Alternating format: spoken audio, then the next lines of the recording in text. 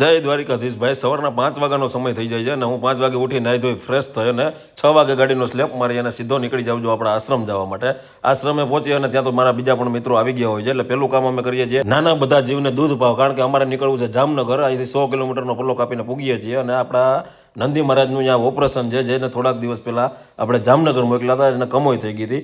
એ કમોઈનું operation કરવા માટે આપણે એક નંદી મહારાજ અને એક નાનકડા જીવને મોકલ્યા હતા. આજે નંદી મહારાજનું ઓપરેશન હતું એટલે અમે બધા મિત્રો ત્યાં પહોંચ્યા. ઓપરેશનનું ભાઈ કાર્ય ચાલુ કરવામાં આવ્યું ને એ બધા દ્રશ્યો એવા હતા કે જે તમે ભાઈ જોઈ પણ ના શકો. આ બધા બોલ જીવની સારવાર કરવામાં આપણા નિરાધાર વૃદ્ધો જે આપણા આશ્રમમાં આશરો લઈ રહ્યા છે, ભાઈ બધાને મદદ કરજો. કાંઈક ને કાંઈક એક દિવસનો આપણો સંસ્થાનો ખર્ચો છે 3000 રૂપિયા. જે કાંઈ થાય થોડોક સહયોગ કરજો. બધા મિત્રોના નાના નાના સહયોગની આપણે જરૂરિયાત છે. અત્યારે આપણી પાસે ફંડ છે નહીં. પછી ત્યાંથી પહોંચીએ છીએ ભાઈ અમે સીધા આપણા આશ્રમે. દ્વારિકાધીશ અત્યારે હું પહોંચી ગયો છું આશ્રમે. સવારે ગયા હતા આપણે અહીંથી જામનગર, જામનગરથી પાછા બપોરે પહોંચ્યો આશ્રમે અને ફોન આવ્યો હતો મિત્રનો. તમારો જ આવ્યો હતો ને મને ફોન? હા ભાઈ. શું નામ મિત્ર? ભાવિન. તમારું? ક્રિશ. તમારો? દિનેશભાઈ. કાનાભાઈ. કયું ગામ તમારું બધાનું? જ્યાં એક બળદભાઈ બેહેલી હાલતમાં હોય છે એનો મને ફોન આવે છે મિત્રનો. બેહી ગયા છે અને રોડ ઉપર કંઈક થયું તો શું થયું હતું?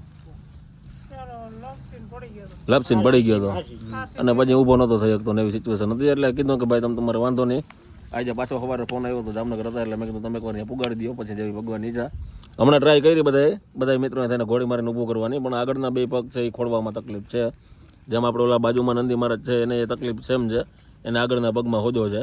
એટલે વળી પાછા આપણે વૈદ બાપાને તેડાવશું. હા બધા આપણે હાય ક્યાં કર રહા હૈ, ક્યાં કર રહા હૈ? સો રહા હૈ. સોજા બાબા સોજા. વચ્ચે અહીંયા ઊભો છે અને અહીંયાની ભાઈ અમારે આપણે અહીંયા ડૉક્ટર સાહેબ આવ્યા હતા, જોઈ ગયા. આપણે જે કમોઈનું ઓપરેશન કરાવવા સ્પેશિયલ નંદી મહારાજને જામનગર આપણે મોકલ્યા છે, એ જ નંદી મહારાજને જોઈ ગયા હતા. પણ એ ડૉક્ટર સાહેબ કે ભાઈની ચામડી ભેગી અહીંયા નહીં થાય ને એવું છે. અને એક બીજું નાનકડું વાસણું હતું જેને આપણે જામનગર મોકલું, એનું રીઝન એ છે.